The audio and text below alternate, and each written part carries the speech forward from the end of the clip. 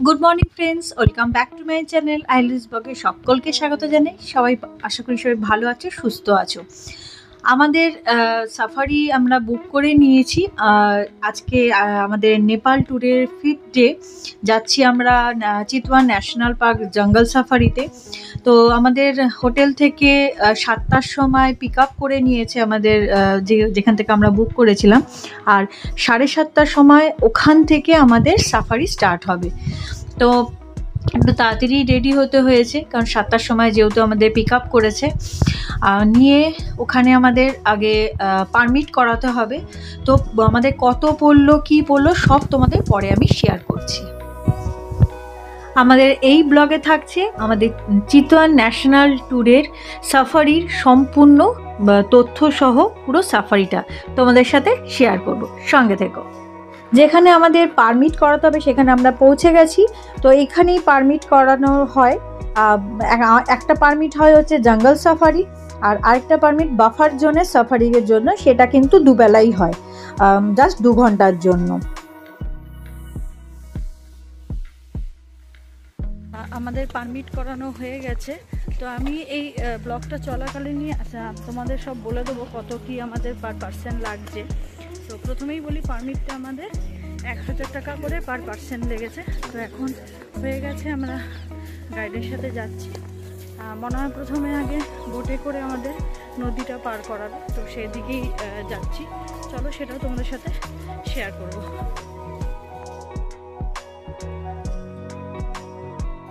তোমরা যদি buffer zone safari করো, তো যেখান থেকে পারমিট করেছি তার পাশ থেকেই জিপ গাড়ি করে তোমাদের নিয়ে যাবে, তাহলে কিন্তু পারমিট করতে 3000 টাকা, যেটা আমাদের পার হেড 1000 টাকা করে, সেগুলো কিন্তু পারমিটের টাকাটা লাগবে না, আর সাফারির খরচাটাও কম হবে। আমরা এখন পৌঁছে গেছি। এখান থেকে এই নদীটা বোট করে ওই পারে যেতে হবে। ওই পারে জিপ দাঁড়ানো আছে, সেখান থেকে আমাদের সাফারিটা শুরু হবে। আমাদের পারমিট করতে লাগলো 1000 করে পার হেড। জিপ সাফারির জন্য নিচে 1500 টাকা করে, মানে 4500 টাকা। ক্রোকোডাইল যেখানে তাকে ঘড়িয়াল এবং ক্রোকোডাইলের জায়গায়, সেখানে নিয়ে যাবে। পার হেড 200 টাকা করে নিয়েছে। বোট খরচ নিয়েছে 100 টাকা করে পার হেড, আর গাইডের জন্য নিয়েছে 100 টাকা করে পার হেড। এই বোটগুলো করে দেখুন সবাই লাইন করে দাঁড়িয়ে আছে, এইভাবেই সব সাফারি শুরু হয়। পরপর বোটগুলো এখান থেকে নেবে, আমাদের ওই পারে ছেড়ে আবার এই পারে আসবে, এই পার থেকে নিয়ে যাবে। যেমন তারপরে যখন সাফারি শেষ হবে, সেম জিনিস ওপারে যে বোটগুলো যাবে আমাদের আবার ব্যাক করে নিয়ে আসবে। চলো, বোটে উঠে গেছি। সিঙ্গেল লাইনে বসতে হচ্ছে, একটু ভয় লাগছিল ভীষণ, মানে দুই দিকের আর কি টালটা খাচ্ছিল জলের মধ্যে। তার মধ্যে নৌকার যে দাদা ছিলেন, সে আমাদের বলেন এই জলে নাকি ঘড়িয়াল আছে। তো ভয়টা কিন্তু ভালো মতনই লাগছিল। অলরেডি সাফারির যে এক্সপিরিয়েন্সটা শুরু হয়ে গেছে, কারণ ঘড়িয়াল আছে জেনে তো জলের কাছাকাছি হাত দিতেই পাচ্ছি না। তো আমরা পৌঁছে গেছি, বোট থেকে নেমে গেছি, আমরা এপারে আসলাম। তো অভিজ্ঞতাটা শেয়ার তোমার সাথে করবো, কিন্তু কথা বলতে পারিনি। বোটে থাকাকালীন একটু ভয় করছিল নদী পার করার সময়। চলো, নেমে একটুখানি হেঁটে, ওখানে জিপটা দাঁড়িয়ে আছে, ওই অবধি হেঁটে যেতে হবে। আর আমরা যেহেতু কোর এরিয়ায় যাচ্ছি, এই নদীটা পার করতে হচ্ছে। যারা বাফার জন্য ঘুরবে 2 ঘন্টা সাফারি, যেটা সেটা বাইরে দিয়ে হবে, এখানে নদী পার করার ব্যাপার থাকে না। তো এই কোর এরিয়ায় যাচ্ছি বলে এই নদীটা পার করতে হবে। তাহলে চলো।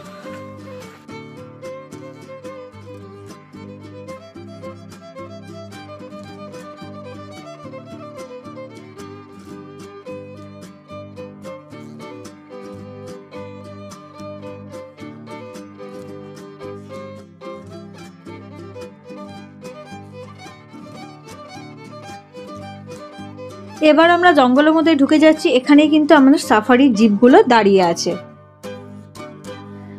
আমরা চটপট আমাদের গাইড দাদা জিপ দেখিয়ে দিলেন যে কোনটার মধ্যে আমরা যাব এবং সাফারিটা কমপ্লিট করব। সেই জিপে আমরা পরপর উঠে গেলাম। একটু অসুবিধা তো হবেই, কারণ কাউন্টেড সিট।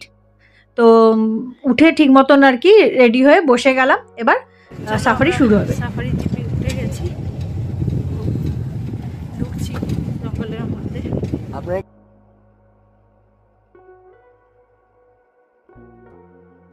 জঙ্গলের মধ্যে কিন্তু যতটা কম কথা বলা যায় ততটাই ভালো, কারণ যেহেতু এটা অ্যানিমেলদের জায়গা, এখানে কিন্তু আমাদের চুপ থাকতে হবে যাতে ওদের বাসস্থান বা ওদের থাকাটায় কোনো অসুবিধা না হয়। তো এমনি জিপের আওয়াজটা হচ্ছিল, তো আমাদের গাইড দাদা বললেন আপনারা একদমই প্রায় কথা বলবেন না, খুব অল্প অল্প কথা বলবেন, বেশি জোরে যেন কথা নয়। এটা একটা ওয়াচ টাওয়ার, এখান থেকেও কিন্তু দাঁড়িয়ে অ্যানিমেল দেখা যায়। আর আমরা যেহেতু বর্ষাকালের পরেই গেছি, তাই এই ঘাসগুলো কিন্তু অনেক উঁচু উঁচু ঘাস। এই পাখিটা আপনারা দেখতে পাচ্ছেন, এটা হচ্ছে একটা কিংফিশার, ওপরে বসে আছে। খুব মানে জুম করে দেখাতে হচ্ছে অনেকটা দূরে। এই জলটার মধ্যে কিন্তু একটা দেখুন জলের পাশে একটা পাখি ডানা মেলে আছে, দেখতে কিন্তু সত্যি খুব ভালো লাগছে। তো ভেবেছিলাম মানে অনেকগুলো এখানে গন্ডার আছে, গন্ডার আমাদের দেখতে পাবো, কিন্তু গন্ডার সেভাবে দেখতে পাইনি। আর এই দেখুন একটা ঘড়িয়াল রোদ পোয়াচ্ছে শুয়ে ওখানটায়।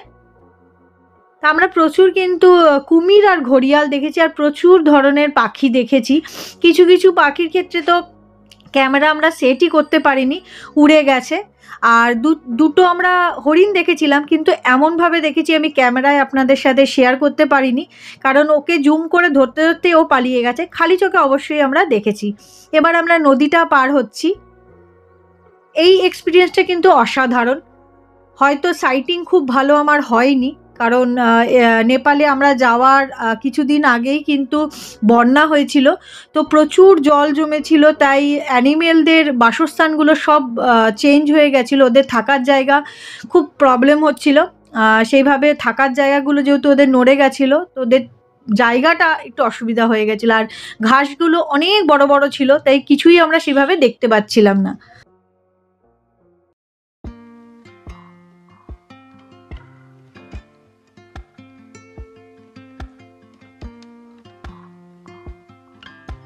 আমাদের প্রায় ১ ঘন্টা ১.৫ ঘন্টা মতন সাফারি পর আমরা ঘড়িয়াল সংরক্ষণ কেন্দ্রে যাই। এর টিকিট মূল্য কিন্তু আমাদের ১০০ টাকা করে নিয়েছে।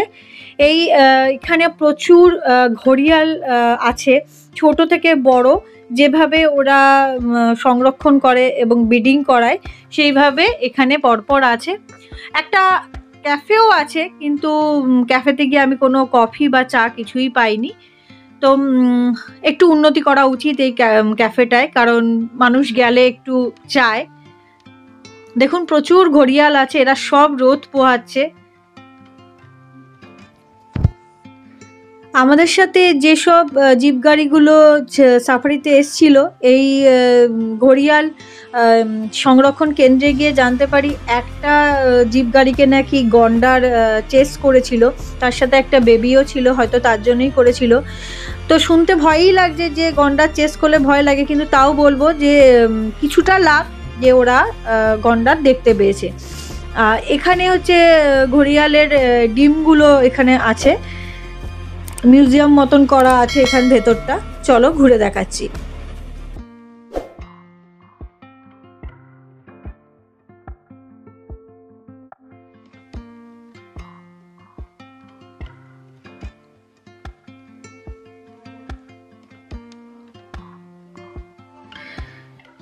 ঘড়িয়াল সংরক্ষণ কেন্দ্র আমাদের ঘুরে দেখা হয়ে গেছে। আমাদের গাইড দাদা বারবার বলছিলেন তাড়াতাড়ি চলুন, বাকি টাইমটা আমাদের সাফারির বাকি আছে।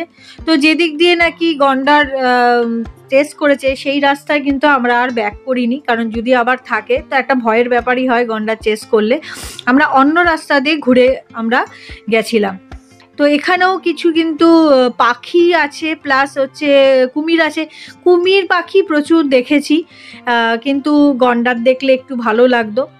তারপর এখানে দেখুন এরা যে দাঁড়িয়ে আছে, এরা কিন্তু জঙ্গলে ওয়াক যে সাফারিটা সেটা করছিল। তো আমাদের সাফারি এখানেই শেষ হচ্ছে। সাফারি শেষ হয়ে গেছে, এবার আবার সেই নদীর পাড়ে, ওখান থেকে বোটে করে আবার নদীটাকে পার করতে হবে।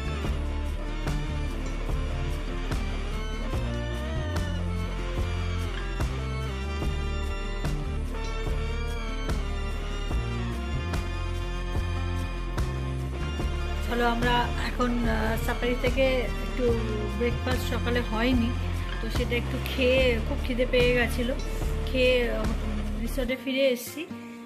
আমরা রিসর্টটা আমাদের সকাল 11টার সময় চেক আউট করার কথা ছিল, কিন্তু যেহেতু আমরা সাফারি যাব তো আমরা এটা হাফ ডে আরও বাড়িয়ে নিয়েছি, কারণ আজকে আমাদের এখান থেকে বেরোতেই হবে। কালকে সকাল 10টা 10-এ মিথিলা আছে, মিথিলা এক্সপ্রেস আমাদের ট্রেন আছে। যত সকালবেলা এখান থেকে বাসে করে গিয়ে বীরগঞ্জ গিয়ে আবার রক্সলে গিয়ে আমাদের ট্রেন ধরাটা একটু রিস্কি হয়ে যাবে বাই চান্স যদি তাড়াতাড়ি না পৌঁছাতে পারি। তাই আজকেই আমরা এখান থেকে বেরিয়ে যাচ্ছি। এখন একটু স্নান টান করে ফ্রেশ হয়ে তারপরে বেরোবো। তো এখানকার লোকেরা বললো বীরগঞ্জের বাস আমরা পেয়েই যাব, সবসময় থাকে। তো এখান থেকে অটো ধরে আমাদের বাস স্ট্যান্ড যেতে হবে, বাস স্ট্যান্ড থেকে বীরগঞ্জের বাসে করে আমাকে বীরগঞ্জ গিয়ে ওখান থেকে রক্সল ইচ্ছা আছে। যদি বীরগঞ্জে পারি থাকতে হয় তো ওখানে হোটেল নিয়ে থাকবো, আর যদি রক্সল চলে যেতে পারি তো আমার মনে হয় যতটা কাছে চলে যাব স্টেশনে আমার মনে হয় সুবিধা হয়।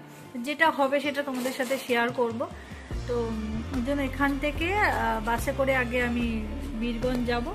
তো বীরগঞ্জ গিয়ে বা রক্সল গিয়ে ওখানে হোটেলে একটা দিন থাকতে হবে, কারণ কাল সকালে যেহেতু ট্রেন, তো নিলে খুব অসুবিধা হয়ে যাবে। তাই আজকে বেরিয়ে যাচ্ছি।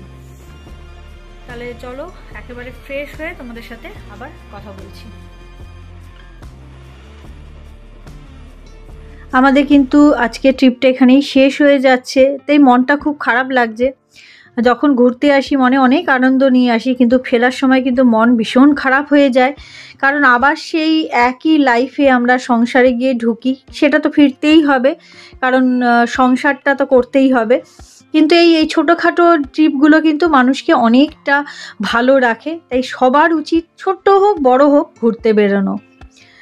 তো আমাদের এখানে বাস স্ট্যান্ডে নামিয়ে দেওয়ার পর সেখান থেকে নেপাল বর্ডার অবধি 30 টাকা টোটো ভাড়া লেগেছিল। আবার নেপাল বর্ডার থেকে আমাদের রক্সল যেতেও কিন্তু 30 লেগেছিল, মানে পার হেড 30 টাকা করে, 60 টাকায় আমরা রক্সল পৌঁছে গেছিলাম।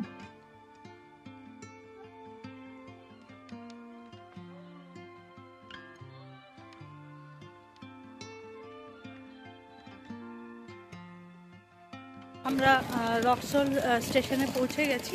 এই রক্সল স্টেশনে এক রাত ছিলাম। এখন আমাদের 10টা 10-এ হচ্ছে ট্রেন। তো আমাদের এই নেপাল ট্রিপটা এখানেই শেষ হচ্ছে।